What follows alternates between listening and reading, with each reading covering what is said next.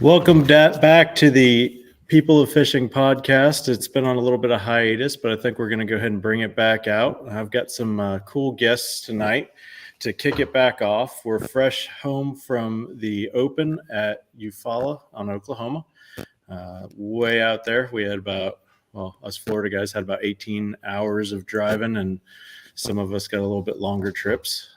Tonight, I'm going to introduce you to a few of the anglers that were out there, and here they are. It is Parker Mott was not with us, but he is Dr. Parker Mott here in Claremont, Florida, or no, Winter Garden. Winter Garden. And then Tyler Williams, who just got a 4th place at the Bassmaster Open on Eufaula. Former Elite Series, current Bassmaster EQ angler Harvey Horn, and the Joshua Hubbard from Illinois, and now lives in Florida. All right, thanks guys for coming on, and I appreciate it. So getting started, I just wanted to, say, how was, I guess I'll start with Harvey. How was your tournament, Harvey? Horrific. I had spent too much of my time fishing history, and it cost me quite dearly. Although my co-angler on day one had a limit, went through, 7 or 8 keepers, I refused to downsize and try to catch just keepers. I was trying to catch those bigger fish. And, that's just the name of the game sometimes, is we get stuck doing what we know works, and it doesn't. Right. Yeah. I think I'm going to find that towards the end of the year on the Harris chain, because I've fished the Harris chain probably 10 or 20 times a year for a long time. So it's going to be a mess going in. And then, so we had Josh also, who was doing some things, a little different, ran into some mechanical issues on day 2 that kind of set him back on what he was looking to do. Josh, what would you say leading up to the tournament? What do you think your expectations were versus realities? Oh, Josh, you there? Let's see.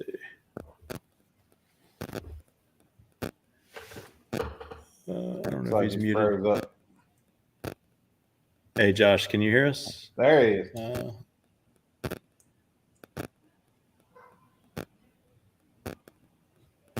I think we're having a little bit of technical difficulties. Yeah, I'm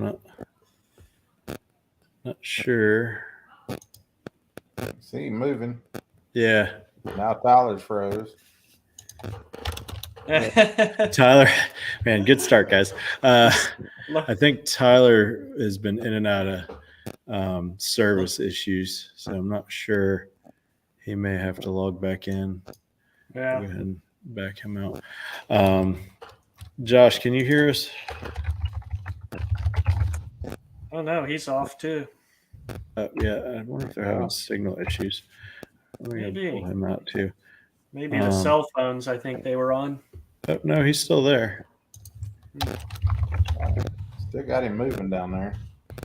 Moving around. He's sending a text message, an email or something. Important businessman, Businessman. All right. All right, Harvey. It's time for we have to carry the show now, man. Yeah. Work things could happen. Let's see if Tyler gets back in here. I wonder if Josh is restarting. Okay. Well, great start. Anyways, fix the bugs, get them out early. Yeah, let's go ahead and get them out early. I don't know. On my side, I think in practice, it seemed like it was up and down and not very consistent, first couple of days. I think Harvey and I talked about it a little bit, and it was one of those deals where, we were both getting maybe a couple keepers a day at that point, and it was not really looking like you could really catch a lot of fish in one area. It was kind of like moving around, catch one here, catch one there. And then the magic started happening, I'd say probably Monday. and it got a little bit better. You know, did we hear Josh now? Yeah, I can hear you. All right. All right, there we go. I think he might have a little bit of service interruption over there. He's kind of laggy. But yeah, we might have to.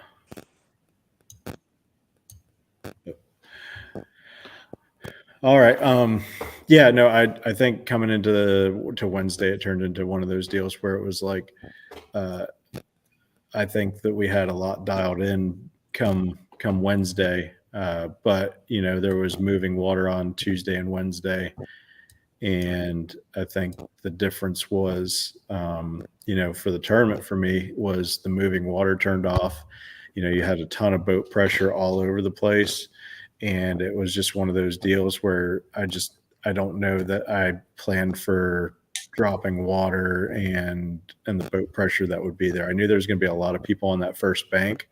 I didn't know that there was going to be, 80 to 100 boats on that first bank. I expected maybe 20 or 30, but realistically, there was a lot of boats there. That's the story on that place. It fishes. As big as that place is, it fishes entirely too small. And nobody that I knew that, that made a long run did anything. They might have had a limit on day one, but they weren't able to put together a limit on day two. And nobody really had any big weights that made a long run that I know of. Right. The guys that seem to have done the best stayed literally on that one bank pretty much all day, or maybe moved across the lake to a few other spots. But it's a great fishery. I mean, just to see the weights that we had on day one was really surprising, knowing that there was 200 plus boats out there for 5 straight days before the tournament started. It's kind of surprised me on day two. I had a feeling that the guys that were in the top were gonna really do better, and the guys that weren't were gonna do worse. And it kind of played out that way for a lot, and maybe not all, but for a lot of them. Right. Joshua, I was asking you before, are you good now on yeah, it looks a lot better. So what would you say your practice expectations versus reality of the tournament? How did that contrast for you? Well, at first I started, I knew I had to find stuff out deeper for me. It's what I wanted to do, so I can kind of stay away from the shallow bite. Because I knew, like you said, the mid area was going to get beat a lot. So for me, that's what I wanted to do, kind of find something that's a little bit isolated, offshore a little bit. But it was a lot of little fish. That's what confused me a lot. I couldn't find a bigger bite. The best bite I got was really around docks too. The poles around the docks. That was my best bite. And some isolated standing timber too. I caught a couple good ones out there. So unfortunately I had the motor problems on day two, so that kind of sucked. But other than that, I mean, expectations, I knew it was going to get beat up a lot for sure. So right. I mean, I didn't expect all those boats to be by the launch either. That was kind of crazy. Yeah. So, and I did try to run the last day of practice. I did try to run, farther south, but it was just little fish. I couldn't get anything going down there. So, but yeah, my best bites definitely came around the docks for me.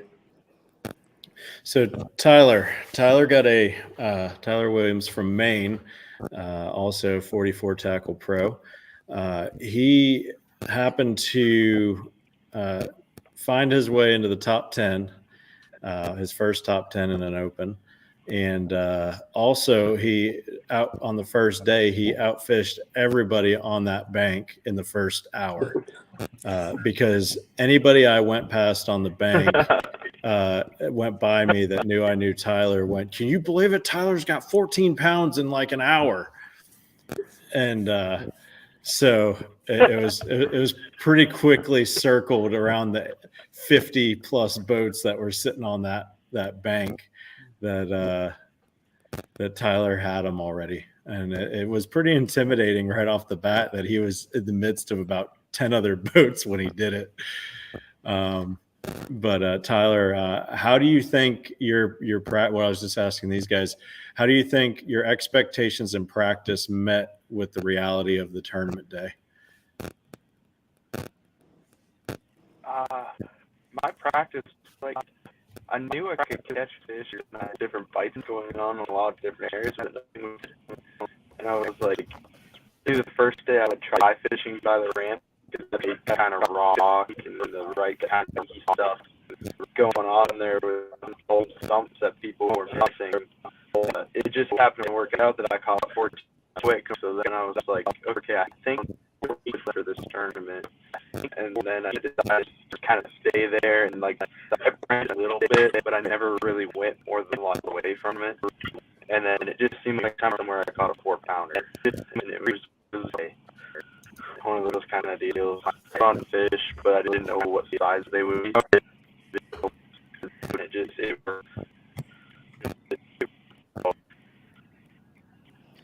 Yeah, anybody watching, bear with Tyler. He is having some service issues at the campground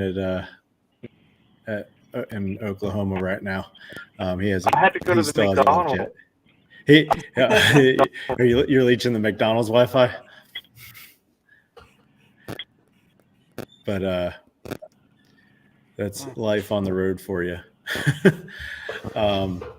So Parker, as somebody who was a friend of us, and and someone who's traveled before with us and all that stuff, how would you say it looked from an outsider perspective leading into this tournament versus what you saw? I mean, I'm sure you heard expectations going in from different articles and things like that and whatnot, even though you weren't there, but you still, I know I do research while I'm looking at that stuff just out of personal interest. What would you say you observed? Yeah, no, from my point of view, it was a bit of a mixed bag. I've heard from people who had one of the best practices they'd ever had, and other people who were really struggling in practice, who were really pretty concerned that they might not even catch a limit. And I follow the bass tracks and keep up, and the early weights looked pretty small, so it looked like it may have been a bit of a shootout to start out with, and saw Tyler up there pretty quickly. He got his limit pretty quick, and going down the leaderboard, everybody seemed to have pretty tight weights, and thinking it was just going to be a 12 to 15 pound limit was going to be a grind to get out. And of course, from our point of view, we don't see where you guys are fishing. We look at the pictures, and some of the pictures did look like boats were pretty close to each other, but we didn't know that you guys were fishing that closely near the ramp. So it's kind of hard to judge in some ways. But we were all pretty proud of Tyler after day one there. It was pretty exciting to see him at the top. Yeah, I was, it's different for me out there than other competitors, just because I have a vested interest in everybody wearing our logo.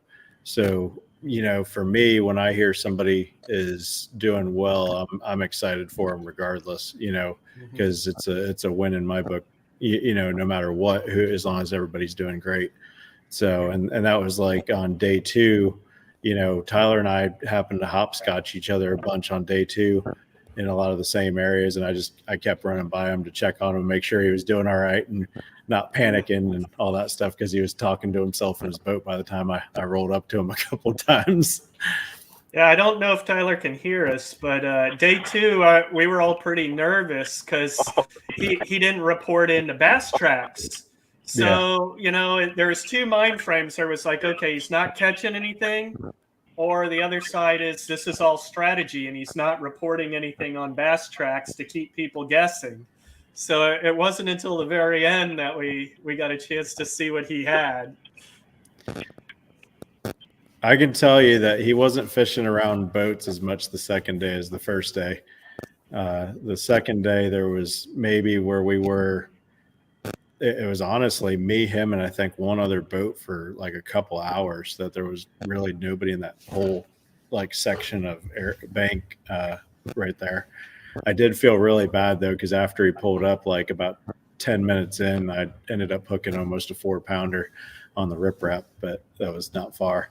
But it wasn't anything he was targeting, so I didn't feel that bad afterwards. But I, you know, I did try to, you know, key him into a little bit of help somewhere there to, you know, but.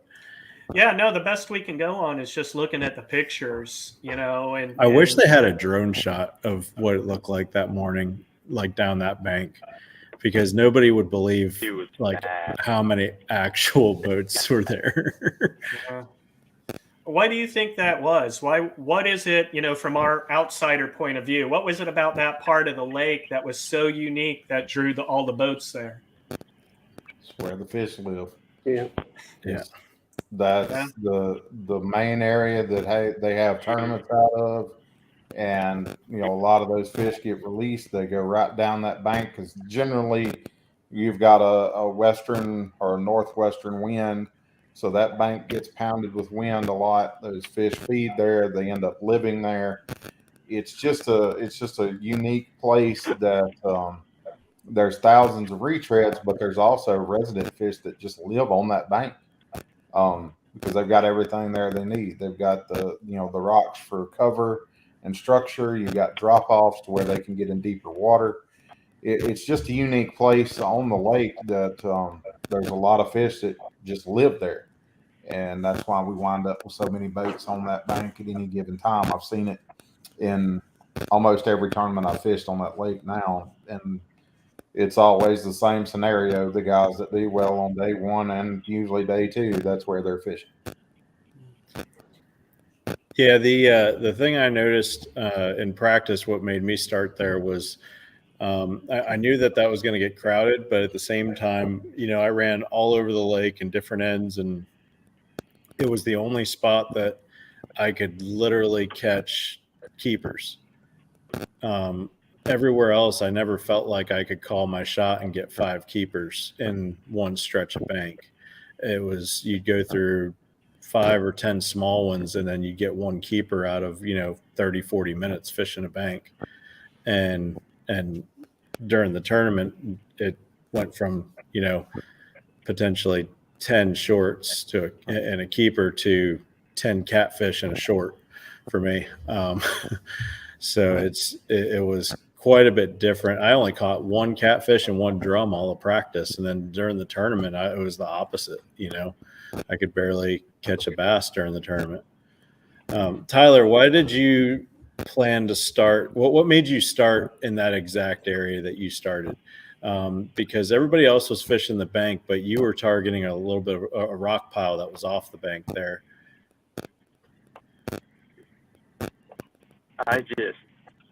I don't know, whatever I could get to. I tried to figure what was like the most high percentage, and I think the bigger fish was the drop.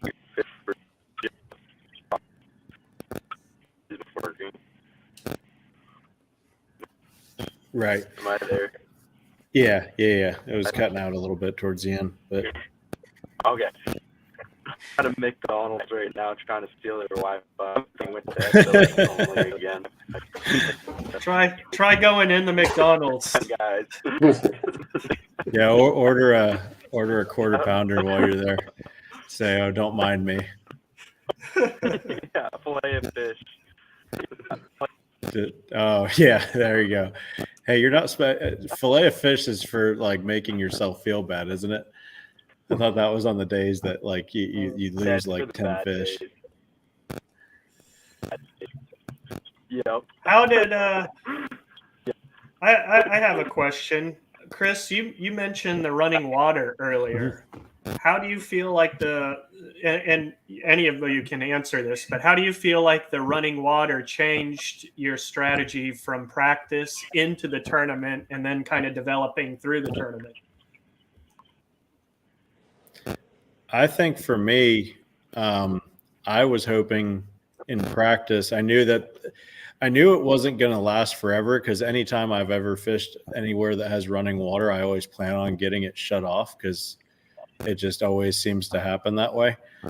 But the stuff that I was fishing, I never really thought was going to be affected by current. I thought that it would have been, I thought that I would have been able to at least get the bites I needed, because it was kind of more of eddies than currents or current areas. So I figured in eddies that the fish would be staged up more residential than keying into passing bait and trying to get out of a current and being in current breaks. So I figured they wouldn't move once they were already in the eddy.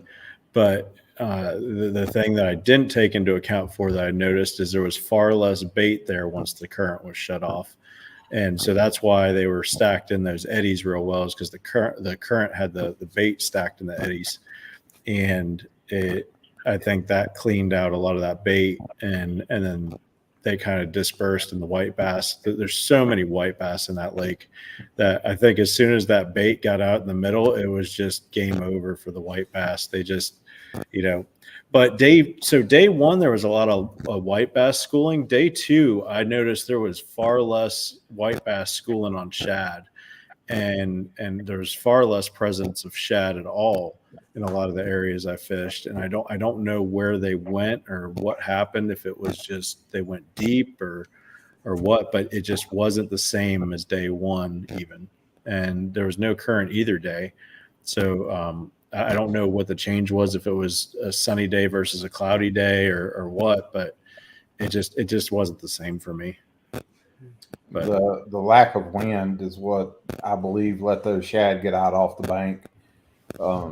Every day during practice that I saw the shad, they were either on the bank or very near to the bank. And with the lack of wind, they'll get out and get offshore quite a bit more. To me, it really it didn't help my bites, but it did help move the white bass away from the bank a lot more. And I don't know if some of the fish that I was actually catching went with those white bass, because I did catch a few more fish on day one. Two of the three keepers that I had came from further offshore than what I had been fishing. The water's still shallow, but I was offshore quite a bit more when I caught those. And that seemed to be the case, was the shad had pushed off the bank a little bit more and the white bass had moved with them. Mm-hmm. Yeah. Yeah, for me, the only reason why I didn't fish anything current is because I got a hook in my finger and I didn't want to catch another white bass. Yeah, so that's why I figured I'll go fish docks and find an isolated cover that's away from the current. So, for sure. I'm now 4 for 4 on taking treble hooks out of people. Wow. Mm-hmm. I pulled up to Josh and he was like white as a ghost and had a treble hook hanging out of the inside of his finger. It's always fun. Yeah, Always. so I stayed away from current from then on. Yeah. Yeah, I was paranoid about the white bass deal. I had so many. Man, I had that bass that pooped all over me and all over the boat. That was. I do wish I had pictures of that, because that was. I don't know how an 8-inch fish had that much feces in it, but it literally destroyed everything I was wearing, and it was all over my rod, all over my trolling motor pedal. Oh, man. It was. And all in the same time that I had a treble hook sticking in my finger and attached to the fish. And all I did was I hugged the fish so it stopped moving, and then it was just poop everywhere. Oh. But I didn't know that was a thing. But they were eating so much shad that they were just every fish. It didn't matter. It was everywhere in the boat. Was there any other patterns up there other than the shad? Or was that pretty much the primary thing everybody was fishing, was some form of a shad pattern? Well, don't- I mean, I for me, don't like I said, think I was flipping the docks a lot. Yeah. So, Yeah, that's probably I mean, more of a bluegill crawdad type bluegill, thing. right. I had a green pumpkin jig, exactly what I was looking for. Because there's a lot of shad, the shad fry up underneath these docks. So I figured there's a lot of bluegill there too. So that's how I figured, I'd start flipping the docks, and they were on there pretty good. So that's what I stuck with. According to the top 10 article, if anybody knows Tyler, his top baits he uses everywhere he goes was in that top 10 post. And a lot of people always wonder if those top 10 bait posts actually are what people are throwing. And I can assure you that's about the only thing that Tyler throws on a regular basis.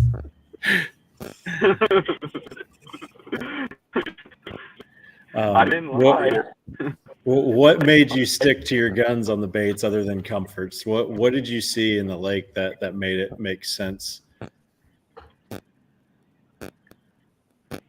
When I got my first bait jig on the first boulder I flipped to at my co-angler the first day, if they bite like this, it's about to go down. They bite at home. The best boulders I could find were the one shot them.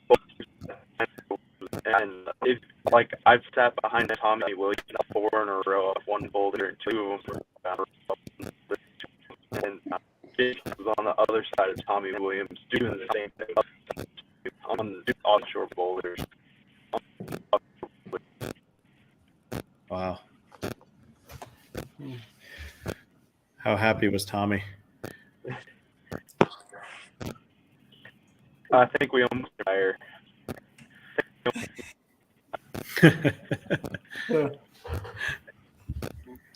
So let's see. Andrew Pulliam says, "Are those stumps similar to Russo or Rodman? I'm hoping to make the BFL regional at Eufaula." So I think that Eufaula is in Alabama. We fished that earlier in the year. I'd be surprised if there'd be a BFL regional for Florida. I don't know about the Florida guys, but I know the local guys. To me, that's where they're going is Oklahoma. Is it really? Yeah. Now, I don't know. Now, regional seems awful far for somebody from Florida to go. Yeah, I think it's. I want to say it's the Alabama Eufaula. But yeah, there, we probably should have clarified that. Yeah. That's actually. I would say compared to Russo, that Eufaula is not really close to Russo. I would say Or Rodman. Or Rodman. I've been on Rodman. And there's far less. There's not really tree fields or stump fields. It's just standing timber outside the creeks, I would say. Yeah, and it's not dense. Yeah, the only dense area I would say is where everybody runs over on the way to the bridge. Mm-hmm. Yeah, and that's just scattered stuff. That's not even standing timber. Right. But you have tornado debris out there that's been there for a while. And once you go south of the bridges on the eastern side, there is some standing timber about halfway down the lake on the eastern side. But that lake is nothing like where we just came from at all. Mm-hmm. Yeah, no, that's so. For anybody watching, Eufaula, Oklahoma is essentially it's a flooded reservoir, right? And it's only got one out to it. It's not midstream or anything like that. Like there's not multiple dams that feed into it. It's just holding water, and then they release it as need be. But it's not something that pushes and pulls. It just pulls current as far as when they drain it. So there's no fill to it really, other than general runoff, from what I know.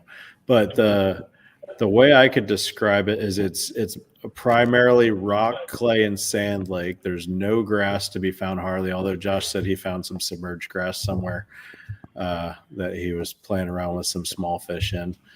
Was that down near the dam? No, that was south. It was south, but towards that I forgot what marina it is. past the no wake zones. Yeah. On the left there, you yes, go underneath. and the South Canadian. Yep. You go south underneath. You go underneath the bridge, and it's south on the western banks. You go back up in a couple of canals. They had some grass in there, but it was shallow, so it wasn't really holding any big fish in there. So Right. just need to come up another foot. It would have been good. Yeah, that whole place, even though it was at full pool, it looked like if it had like 1.5 feet, 2 foot of water, it would have been a whole different deal. You can be. Oh, yeah. I fished at 6 foot high and I fished glad at I 6 did. foot low. And I'd much rather it be 6 foot high than 6 foot low. Yeah, it would have 6 fished a foot lot low, it bigger gets too. dangerous. I can't imagine it in a foot low from where we were at. There was stuff I saw, I know for sure would have been like an inch below the water instead of 2 feet below the water. Oh yeah. But My co-angler on day one was like, dude, I cannot believe you just ran through there. I was like, why not? I idled it in practice. Yeah, but there's trees everywhere. Yeah, I know there's trees everywhere. I've been here. I know what it looks like, but I also know where I can run and where I can't run. yeah, we all came out unscathed with our lower units alive. That's for sure. Luckily. Josh Oh, was playing. no. wait, Not Tyler. what happened, Tyler? Nope. I smacked a stump in front of Jason Chris. Smacked a stump. I was trying to back place, and I stalled my motor and folded the ear off. Oh no! Oh, man. He looked at me and shook his head. I did that and broke my throttle spring. Was that on the second day? Yeah. Gotcha. Stephanie Hemphill Pellerin says hello. Oh, Tyler's waving.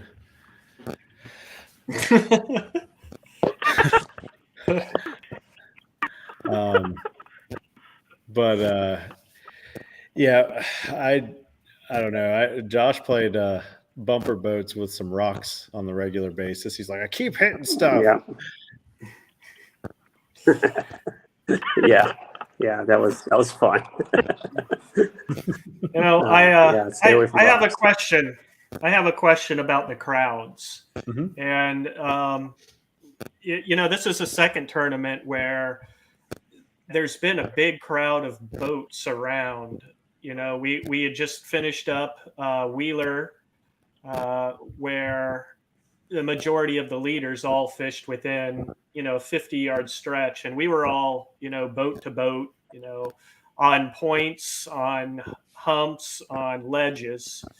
And then I hear from this tournament that boats were packed in even tighter in those areas. What's everybody's opinion on that? Do you guys jump into those community places and just get in with those boats, or do you feel more comfortable with kind of breaking those patterns and going out and finding your own?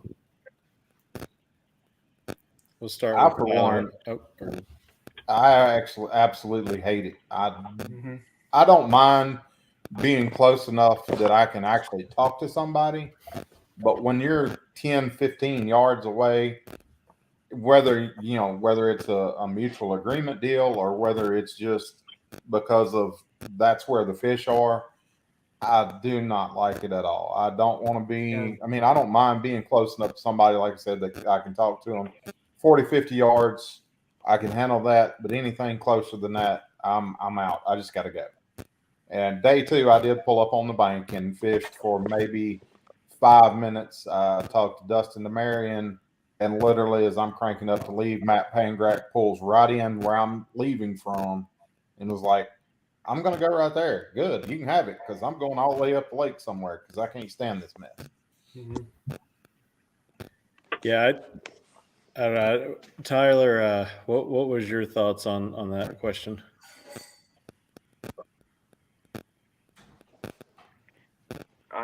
I don't know. I've kind of gotten used to the crowds. Like, there's almost a set way you're guaranteed if you can just deal with the people. Like, Wheeler of it, and I caught 14 a day. I've done it on Erie. I almost won on Erie with it. I did it this time, and I did really well. I hate doing it, but it almost works out for me. I think, for me, I only did it because, it was just one of those deals. And usually I like to go as far away. Like Wheeler, I went as far away as possible and still found fish. I had enough fish to cut a check there. I just didn't put them in the boat, and I fished comfortable pretty much all day, seeing one or two boats even down near me all day on Wheeler. But when it came to this place, I had literally scoured around the whole lake, and the odds that I've seen from every tournament is everybody there's at least 4 people out of the top 10 in every tournament we fished for the last 2 years that have made the top 10 right within a quarter mile of the ramp. And so I wanted to try to figure that out this time. And I guess it was like the wrong time to figure that out because everybody else kind of ditched their plan A for that same deal. And I don't know if I think there was a lot of people based on what I saw the first day and what Tyler, I think, saw too, because we talked about 10, 11 o'clock that day. I think a lot of people were just trying to use it as a limit spot to just go grab their limit real quick. And then they were going to go fish their stuff and come back right before weigh-in. Because I'd say about 9 o'clock, it started clearing out really heavy. We launched at 6, and I think that, it was probably about 7 o'clock. It started to peter off. And then all of a sudden it was like 9 o'clock. There was maybe 15 boats. Now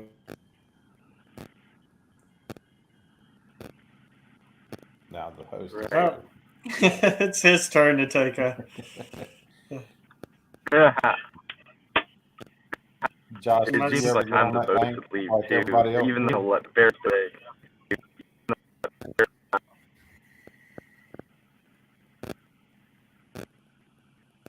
Yeah, Chris is. He may be having some bad weather where he's at. Yeah, it looks like it. Yeah, maybe his tower keeps shutting off. We're still live, so something must be running at his place. But Josh, what did you do with the crowds? I wonder what he mean, is that something that you jump into, or do you tend to run away from it? No, I run away from it for sure. Yeah, it's just added anxiety that I don't want. So I always try to get away and try to find something a little bit different. That's just. And it's kind of weird. When I grew up in Illinois, all of our lakes are kind of small, so everyone's on top of each other, and it's just now when I'm fishing bigger reservoirs, I figured you have enough room to get away, and just feel more comfortable. But I don't think it's not working out to my advantage. So. It's tough. I mean, I struggle with that as well because there's obviously fish in those areas. And you come into weigh-in and you see a couple of your friends who are in that big group, and they've done well, and you question, well, should I have gotten into that community hole and gotten into all of that mess? But you also hear the stories of people not getting along so well. We're all friends until they start calling boat numbers. And, that's. I feel, for me, I just want to get away, and kind of, I slow down better, and I fish by, away from people. I can pick things apart. I have that anxiety when I'm around people that I kind of speed up and this, it seems like I fumble a little bit more when I do that. There he is. Well, of course, the storm passed like a half an hour ago. Now the power just decides to go out randomly. I can kind of relate to that anxiety. You get into those boats and people do get kind of nasty and territorial, and I do like to spread out. So sometimes, and being from Florida, we a lot of times we're drunk fishermen. We go looking for one specific tree or one specific something. So I can spread out to the lake, and sometimes the patterns are I'm going to hit this tree, this grass patch, this boulder, where I don't have to just stay in a concentrated area. And sometimes that works for me, and sometimes it really doesn't. But it is that choice. There's a level of being deflated, I think, when day one, you shoot across the lake and you're going toward your spot, you come off plane, and there's 4 or 5 other boats on your spot, and you're like, gosh, how did, and I think everybody has a little bit of that anxiety, and, in relief, you get to your spot first thing in the morning, and you're the only boat there. And you're like, oh, all right, I've got it to myself. Right. And then you're like, wait a second, why am I the only boat here? Where's all the other boats? There's no other boat for miles. Yeah. Yep. Yeah.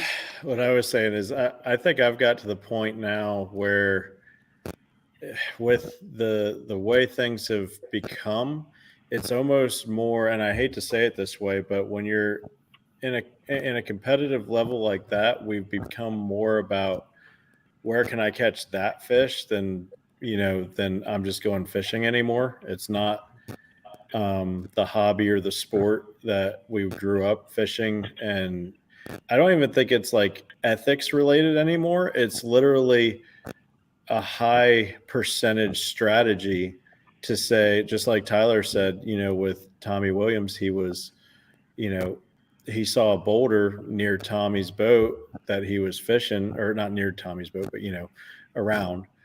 He went fished that boulder, then went to the other side and fished another boulder and caught fish on both sides. And Tommy's looking at him both ways while he's catching fish. And it's like, when you've got that many boats in the field, is somebody locking down, a 200-yard stretch ethics wise worth you not catching that fish if your end goal is to, cash a check? I realize morally it sounds terrible, but, when there's $50,000 in an Elite Series berth on the line and we're all making calculated decisions, I guess somebody getting upset at you is just part of it. If you have to learn how to deal with talking it out, I guess, and feeling people out and figuring out who's passionate about what they're doing and who's not, and also who's passionate about what they're fishing. Did they know that boulder was there? That's the other thing.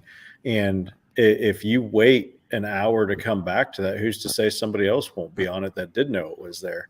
So, I feel like that's a conversation you have to have with people regardless, and not really give up the juice to them, but just say, hey, I really want to fish this one spot. I'm not going to go cross your cast, but I really want to fish 50 yards from you in the opposite direction because I know that I really got to catch that fish that I know is there. Yeah, no, and it's kind of, how do you start those conversations sometimes? You just got to pull in first and see where it goes, I guess. and I think you just have to be about as friendly as you can, and it's nothing personal. You're just trying to catch a fish. I do it. Yeah. Luckily, the next one we won't have to worry about that so much. There will be a lot of people fishing the same shoals, but they'll be spread out enough that I don't think you're going to have a huge crowd on any one given stretch of water. Except for the mouth of the off limits at the lake. There will be people making that run all the way down and fishing just inside the line. I've got waypoints up there already. But there's so many big fish in that fishery that it doesn't really matter where you go. You're going to have the potential to catch the 23 to 25 pound bags that it's going to take to win that event. I think the hard part with that place is, like, now that the lake is out of play, that's the lake was the river. I think somebody can catch that 23 plus in the river. I just think they gotta, you gotta go catch a fish, weed through 4 or 5 fish, maybe get your 5 pounder plus, and then you've got to go another 3 miles down the river or more to possibly find another one, or you've got to jump patches of fish. Whereas in the lake, it was one of those deals where you can wind up on a school of 20 plus 5 pounders. You can do that in the river too.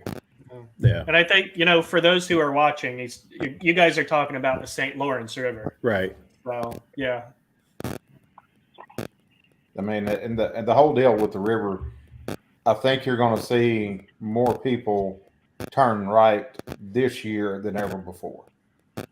Just because there's going to be so many people scattered from takeoff to the lake that you're going to see a few boats go to the right, and you're going to see a few of those guys smash them.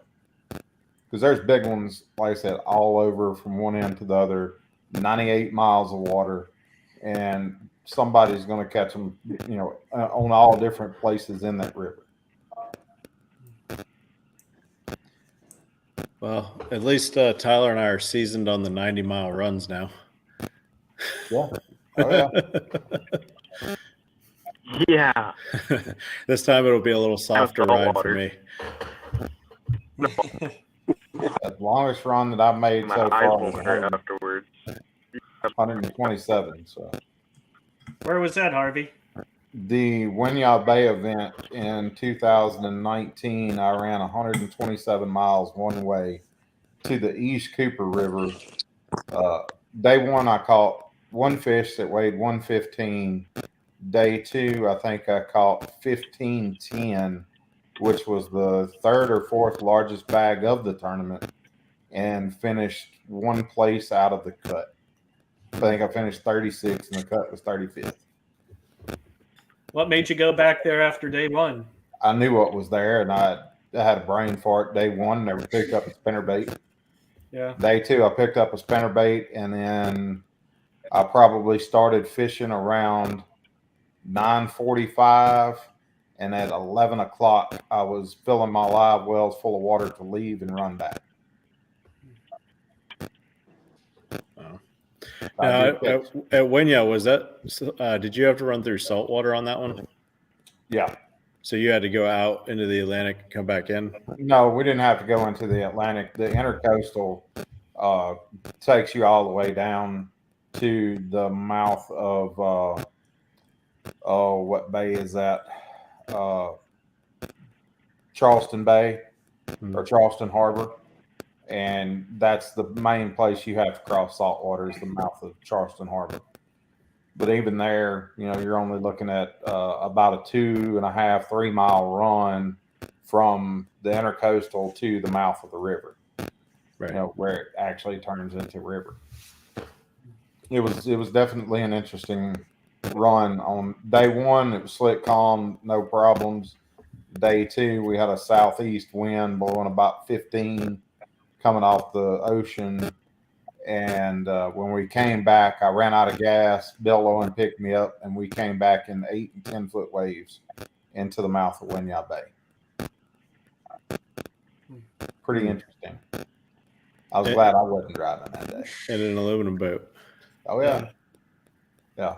I actually fell asleep 3 different times on the ride back. Jake Latondras was the camera guy that Bill had that day, and I was literally leaned up on Jake asleep about half the way back. But so leading into the next tournament, Tyler, do you feel like you have some momentum now that we're heading north, coming off of a 4th place? Maybe. It's still so different, though.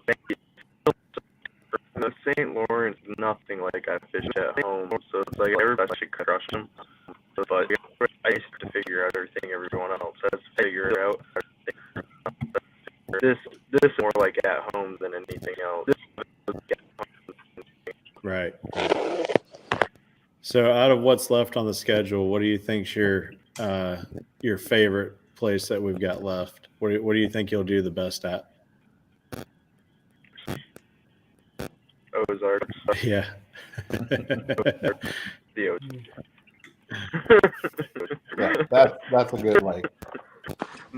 Josh, what's your pick for the last lake of the year or last place of the year for you?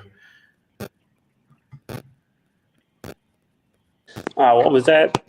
Breaking up a little bit. What's your favorite place that's left on our schedule? Favorite place is going to be definitely St. Lawrence. St. Lawrence. Oh yeah, for sure. Definitely. chasing some brownfish. Yeah, that's what I grew up doing on the south side of Chicago. So that's what I'm excited for. Harvey? Man, that's probably the toughest question you're going to ask. I fished Lake of the Ozarks enough to know it pretty well. The St. Lawrence, that's the only place I've weighed in 20 plus in the Elite Series. And I kind of have a feeling I know where they're going to be when we get there. Watts Bar, I've been on Watts Bar a few days, and it's one of those that any given time you're going to hook a 4-pounder. So really, the only one that I don't feel comfortable or wouldn't really say is something I'm excited about, so to speak, is coming down to your house. I mean, that's just because I've never been there. I don't know how it's going to feel. Oh, that's right. You've never been to the Harris Chain. You Harris. didn't fish that year. I did not. I fished Toho, been all up and down the Kiss it fairly well. St. John's River, I've been on it enough to know it a little bit, but that's the only one that I don't feel comfortable with right now is coming down there. And hopefully I'll be able to go down there and fish the way I want to and catch them. But it's Florida. Who knows what can happen? I don't even have any idea what the bite will be that time of year. I don't know if it's going to be still more summertime pattern or maybe even early part of fall. So we'll just have to wait and see how that plays out. St. Lawrence, if you don't get excited about going to that place, something's wrong with you as a bass fisherman. Mm-hmm. Because, giant smallmouth, river current, man, it's just, it's a whole different planet than anywhere else. It doesn't fish like anywhere else that I've been so far. And just to know that anytime you set the hook, it's liable to be, a 4 to 6 pound smallmouth, maybe even a 7. It's just one of those phenomenal places that you can literally go there and fish so many different ways and still catch giant smallies. The largemouth could play a role this time, depending on water level. Tyler, last time you were at the St. Lawrence, Tyler, I think you caught a bunch of largemouth, didn't you? Yeah, 21, the first largemouth. Yeah. I like them. They're easy to shoot. Josh shaking his head. No. The thing is, We're in smallmouth territory. We're catching smallmouth. I really and truly think if you go up there this year, the time we're going, you catch 21 pounds, you're probably going to be setting somewhere in the mid 20s. That's just how good it's going to be. Yeah. 20 pounds, you're going to be setting If it, high 20s, low 30s. And if everybody don't have a limit, something's wrong. Your boat broke down and you didn't put it in the water. Tyler doesn't have to worry about almost sinking his boat as much this year. Chris, which one are you looking forward to the most from here on out? I'm on board with the St. Lawrence because I last time we were there, I had every bit of a shot at weighing in 24 pounds of bass and smallmouth alone, and it was the most fun you can have with your pants on, as they say. But it was really one of those events that it opened my eyes to smallmouth fishing a lot because, it was one of those deals where going into practice, I'm like, everybody says this place is Disneyland, and I was really struggling the first 2 days of practice to get my bearings. And then I had a little help from a Canadian friend that kind of just told me a little bit of technique stuff that really changed my life. And that place is probably one of the most fun places I could go fish regardless. Anytime you go to a place where you're throwing 3-pound smallmouth back and you're just like, oh, I caught another dink. It's just crazy. We go to Tennessee and catch a 3-pound smallmouth. We're doing a happy dance, but you go up there, you're like, oh yeah, another smallmouth. But obviously, I'm happy to have a tournament at home where I can sleep in my own bed too. There's something nice about sleeping in your own bed at a tournament. Yeah, I was going to say, everyone out there is like 44 tackle is close to Harris chain. What do you think about that? Yeah, we're all New York. No, no, it's my, it's one of my favorite lakes to fish in Florida, but at the same time, we fish it so much throughout the year. It's, I have a love-hate relationship with it tournament wise. I like to go fun fish there, but tournament wise, it always burns me. And it's just a typical Florida lake in that fashion where you can really think you've got something figured out and you really don't know anything about what you're doing come tournament day sometimes. I find that I enjoy fishing away from Florida a lot because there's a level of pressure that's on you when you fish those home lakes. You have your friends here, you have your family here, everybody's looking. Plus, just in your mind, a lot of times you do go out fishing history. Yep. Versus fishing it with a clear mind. And so it's a different type of fishing when you have to fish at home. Yeah, I like the part that I could actually go to pre-practice a little bit, and we've got our state championship there, so before cutoff, so that'll be nice.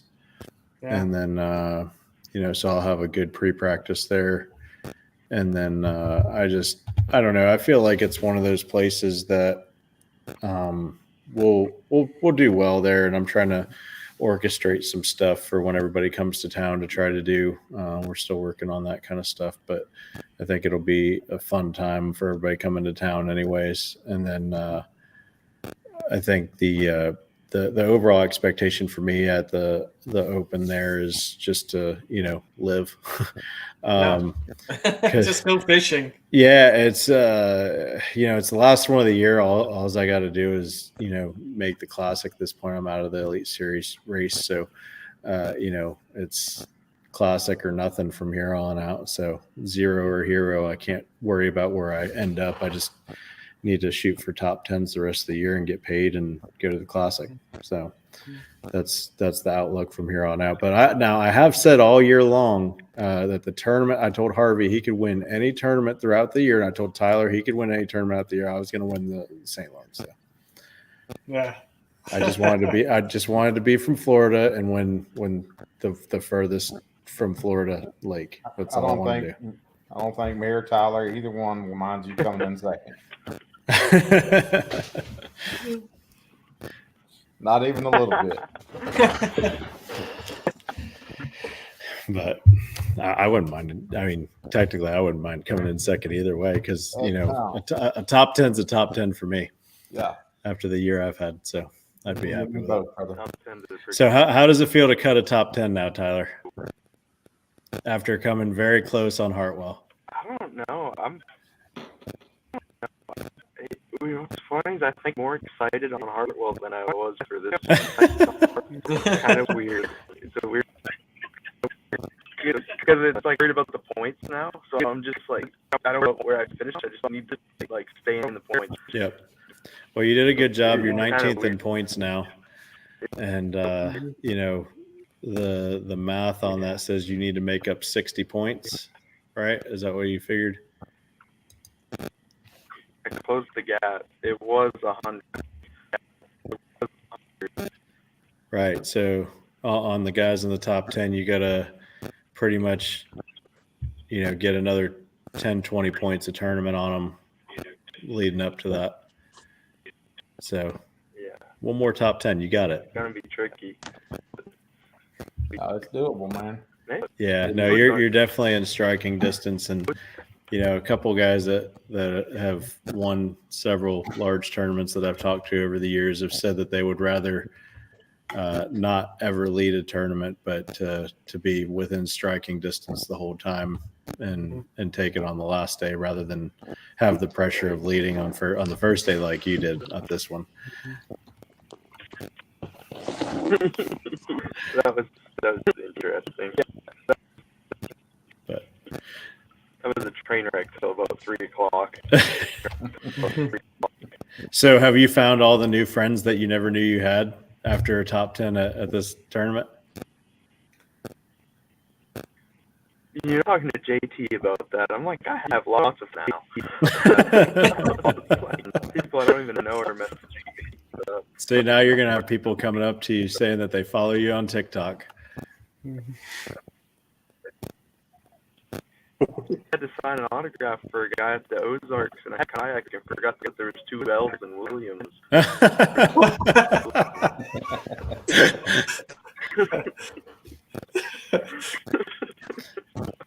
You'll get used to it. Don't worry. That and Tyler regularly gets mistaken for Brandon Polinick because he's rocking the rigid wrap this year. Yeah. Till he gets out of the truck and they go, That happens a lot. Yeah, I don't look Brandon. Can you guys hear me? Quite Yeah. the opposite. Yeah. Keep losing service. Great state of Florida. But all right, well, I appreciate you guys getting on tonight. The People of Fishing podcast is back and will be better than ever. Hopefully, better than tonight. We started at the bottom, and we'll move it back because technical difficulties always plague us on new things. But of course, my power went out, and had service issues and everything else. We'll clean that up a little bit. But once again, I appreciate you guys all hanging out tonight. And we really can't wait to see what the rest of the season looks like for you guys. Yes, sir. Absolutely. Thanks. All right. And let me go ahead and sign on out of here and tell everybody my goodbyes. Dang, Josh was quick to get out. I know he was. He's having service issues too. He keeps losing. Yeah. But Ran away. But thanks, guys. Anybody who watched, this is the People of Fishing podcast, available on this episode. Probably will not go up due to the technical issues we had, but it'll go, on YouTube, Facebook, as well as iTunes and Spotify. The audio versions will be on there. And from going forward, we're going to try to do this once every Monday night. I'm going to try to make it regular, whether I'm on the road or not. I've got the ability to do that now. And I wanted to make sure that we brought this back because I really do have a lot of people in the industry that I talk to and a lot of really cool guys that I'd really like to introduce you guys to. And not really from a news standpoint, but I really want to introduce you to who they are and what their personalities are like, because that's something that doesn't really come across on camera typically during a tournament. And so that's what we're going to do with this podcast. And now it'll be live, so you'll really get to see it unfiltered and genuine. And I can't wait to see what the rest of the season looks like. But I want to take a moment to thank all of my sponsors that make all this happen. First and foremost, Discover Crystal River, Citrus County Tourism. If you've ever come to Florida, anywhere in our area, be sure to visit Citrus County. We have great fishing, saltwater, freshwater. We've got great golf courses, all of the above. It's a place that I've been born and raised, and I really do love it here. And I've grown a family here. I own a business here, and it's one of those things that I really, really love about this area is how tight our community is. And we have everything you could ever want to do, manatee tours and boat rentals and airboat tours and fishing charters, deep sea fishing charters, everything you can think of. And then, Z-Man fishing products, they've been great this year. 44 Tackle is my business. Popka Marine, Skeeter Boats, AFCO, Empowers Construction. I wouldn't be able to do any of this without everybody. So please, check in with those businesses, and those guys are the ones that support me. So please support them. I really appreciate everybody tuning in, and we'll see you next Monday, 8 o'clock Eastern, 7 o'clock Central. Thanks a lot.